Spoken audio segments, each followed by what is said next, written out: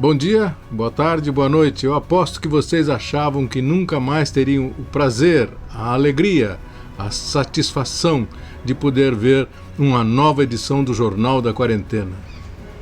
Alegrem-se, estamos de volta com esse jornal tão inacreditável quanto inviável.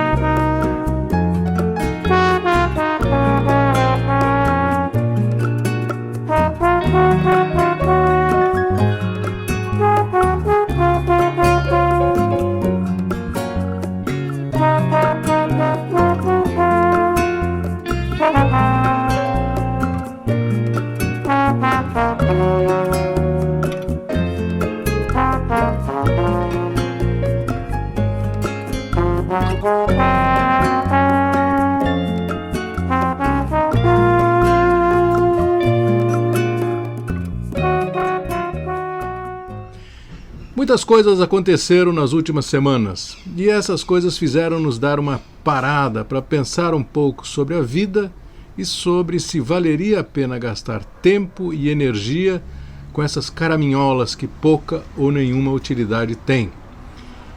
Ainda mais nessa hora tão grave. A quarentena, tal como a conhecemos no começo de abril, não existe mais.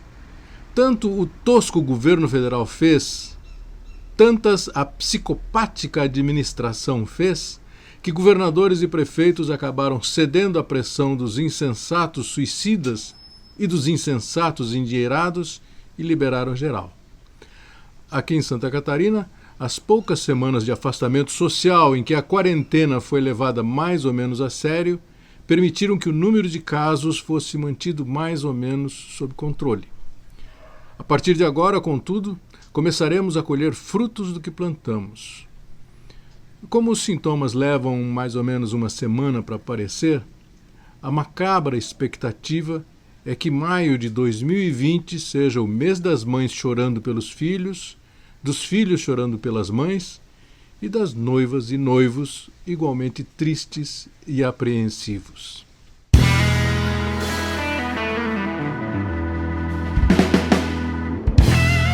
Desde o começo, sabíamos que o Brasil iria passar pela pandemia de um jeito assustadoramente diferente. E que a coisa seria feia e difícil. Ainda mais feia e difícil que nos países que no começo do mês estavam passando por uma situação feia e difícil.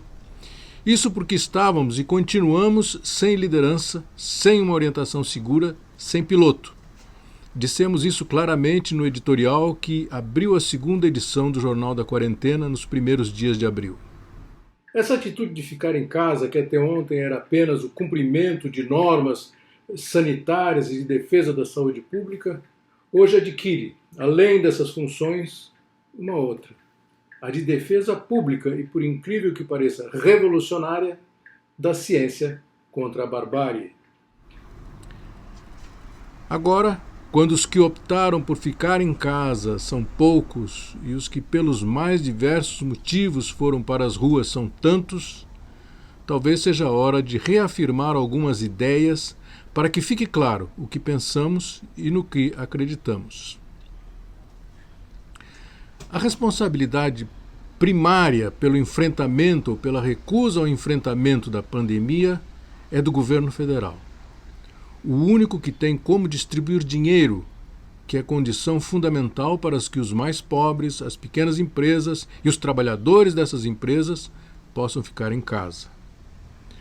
Acha isso anormal? Dá uma espiada no que outros países estão fazendo. É isso que os Estados nacionais fazem em situações excepcionais.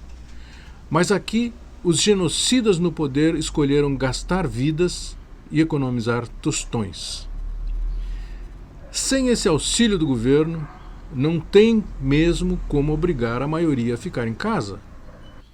Abrir o comércio e liberar atividades na rua dá uma falsa impressão de normalidade. mas não resolve a crise econômica que se aprofunda e aprofunda exponencialmente os riscos de saturação do sistema de saúde. A situação é triste, ruim, desanimadora, e o pior ainda não chegou. Poderia morrer menos gente, mais pessoas poderiam ter sido tratadas, mas essa foi a opção feita pelo governo tosco e genocida: deixar morrer. É da vida, diz o canalha Mor. Diante disso tudo, poder ficar em casa como estou agora passa a ser, por um lado, um ato de resistência, uma afirmação política de respeito a si mesmo e aos demais.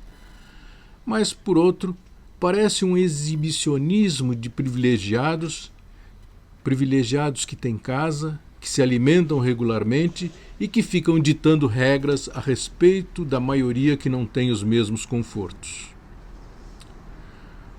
A situação em que a falta de uma liderança mentalmente sã colocou o país é, sem dúvida, o pior dos cenários. Poucos lugares no mundo conduziram de forma tão desastrada e criminosa o enfrentamento à pandemia. E isso, claro, nos afeta a todos, porque aprofunda, escancara, vira do avesso o quadro de desigualdade social e econômica em que vivemos. E daí, ora, o estresse a que somos submetidos diariamente em diferentes graus nos afeta a todos, e dessa angústia não resultam coisas muito boas. Principalmente se cedermos à tentação de ficar o tempo todo buscando informações, lendo sobre os problemas, avaliando os prognósticos e sofrendo a cada minuto com a falta de solução para esse drama planetário. Um velho ditado, cheio de sabedoria, diz que tudo que não tem solução, solucionado está. Ao contrário de gente com mandato, que poderia e deveria fazer alguma coisa, e não faz, ou faz pouco, nós somos apenas espectadores desse teatro de horrores, cuja contribuição mais valiosa é apenas essa: ficar em casa, quietos no nosso canto, tentando brecar ou retardar a distribuição de vírus pela cidade. E nessa tarefa, além de manter-se fisicamente saudável, é fundamental manter-se também mentalmente saudável. Fuja da tentação de só pensar nisso, só falar nisso e só ouvir coisas sobre isso.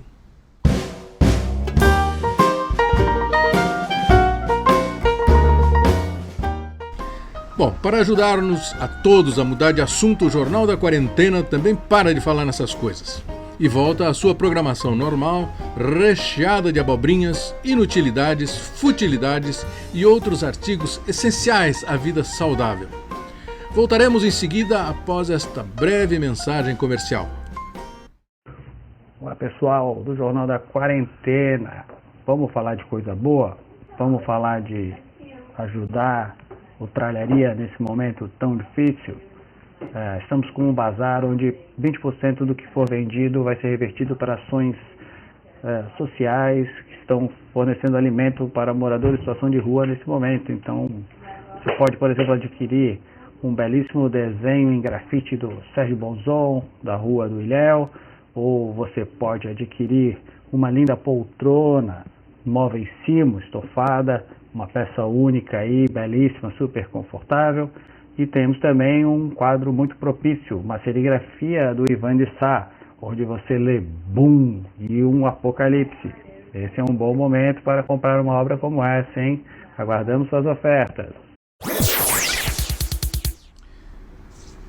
Quem também está de volta é o nosso correspondente Alfredo Wagner, direto das margens do Rio das Águas Frias, Tarcísio Matos, que está às voltas com suas clemenules, que estão quase prontas para a colheita, e com a estiagem, a falta de chuvas que preocupa todo mundo que produz vegetais em Santa Catarina. Oi César, andando meio sumido do Jornal da Quarentena, mas é que nós estamos passando por um momento agora aqui no sítio de cuidar um pouco das frutas. É uma época de bastante trabalho, porque a gente tem que fazer uma série de procedimentos aqui, fazer raleios, que é jogar fruta fora, excesso de fruta, tentar minimizar o risco da seca com elas aqui, que está um pouco braba a seca do lado de cá. E então agora é a época de dar uma trabalhada nessas lindas aqui.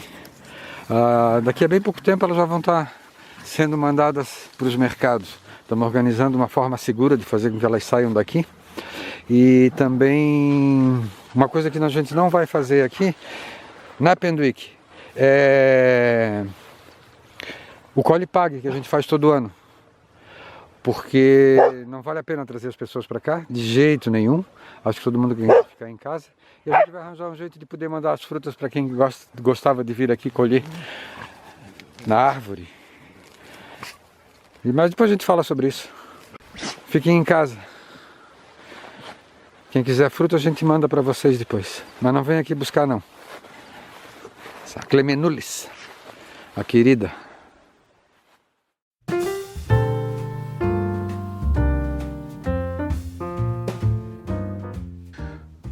Só porque a gente não pode viajar de verdade não significa que tenhamos que parar de conhecer lugares novos. Hoje vou mostrar 2 ferramentas que podem nos ajudar a viajar sem sair de casa. A primeira é o Google Earth, um programa grátis para ser baixado e instalado no seu computador. Ele tem muitos recursos, mas o uso básico é bem simples. É só digitar o nome do lugar e ele nos leva até lá. Uma espécie de teletransporte, rápido, confortável e barato. Uma vez lá, pode-se ficar horas experimentando os recursos do programa. A outra ferramenta é um site, o Arts and Culture do Google. É resultado de um projeto imenso que registrou e catalogou milhões de obras de arte, milhares de museus e galerias mundo afora. Tem páginas de mais de 2.000 museus neste site. Dá para ficar dias inteiros navegando, conhecendo coisas, abrindo a página de cada museu para ver o que tem de interessante. Mas vamos fazer uma experiência prática. Usando o Google Earth, vamos para Delft, na Holanda, cidade em que nasceu Vermeer. É uma cidadezinha muito interessante que parece uma Amsterdã em miniatura. Lá tem um centro Vermeer que, embora não tenha as obras originais do pintor, tem várias atividades. Sabe aquela luz lateral que está presente na maioria das pinturas do Vermeer? Pois então, eles montaram um cenário para a gente poder ser fotografado com a mesma luz. Os quadros do Vermeer estão espalhados por vários museus ao redor do mundo. Vamos ao site Arts and Culture para visitar a página do museu que abriga um dos Vermeer mais famosos, a menina com o brinco de pérola. O registro que o Google fez das obras é de altíssima definição e a gente pode ver detalhes que talvez não conseguisse observar numa visita ao museu porque não pode chegar muito perto.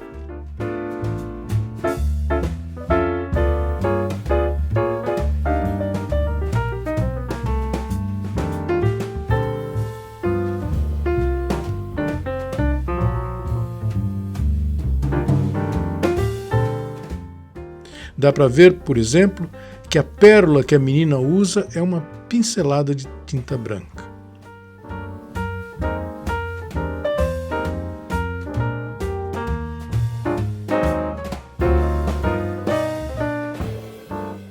A história da menina do brinco de pérola e sua relação com Vermeer foi romanceada num livro e transformada em filme, ambientado naquela Delft em que o pintor viveu.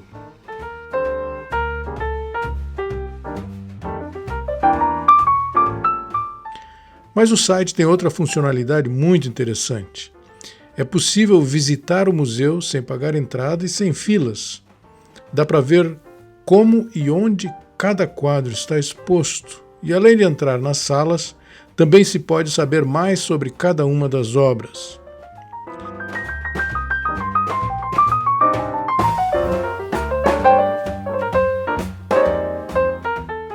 Agora, durante a pandemia, praticamente todos os principais museus do mundo estão fechados, e a única maneira de visitá-los é mesmo apenas pelo projeto Arts and Culture do Google.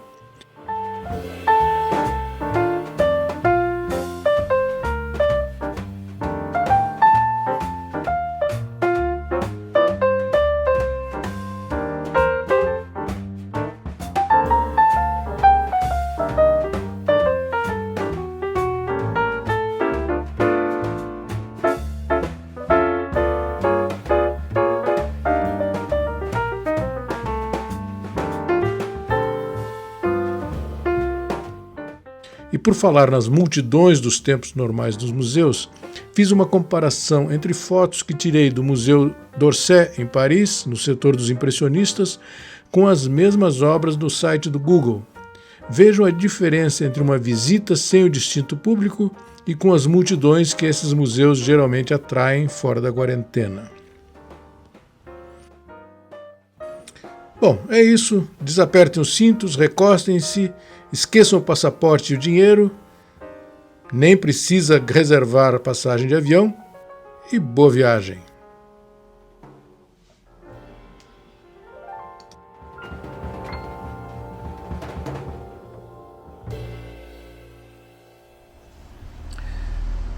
Quem diria que esse gesto simples, de respeito aos demais e de solidariedade, que é ficar em casa e tomar cuidado para não contaminar os outros, fosse um dia transformado em coisa subversiva. Graças à falta de inteligência de uns e outros, o que deveria ser estimulado e adotado como norma de saúde virou um ato de rebeldia contra o sistema opressor e contra a estupidez humana. Voltamos às catacumbas dos cristãos originais, que eram perseguidos pelos poderosos porque pregavam mensagens inaceitáveis, como isso de amar o próximo como a ti mesmo. E daqui, de dentro do meu esconderijo, desejo a todos e todas uma boa semana, e que não nos falte coragem, tranquilidade e bom humor para enfrentar os males que nos afligem. Beijo e até a próxima.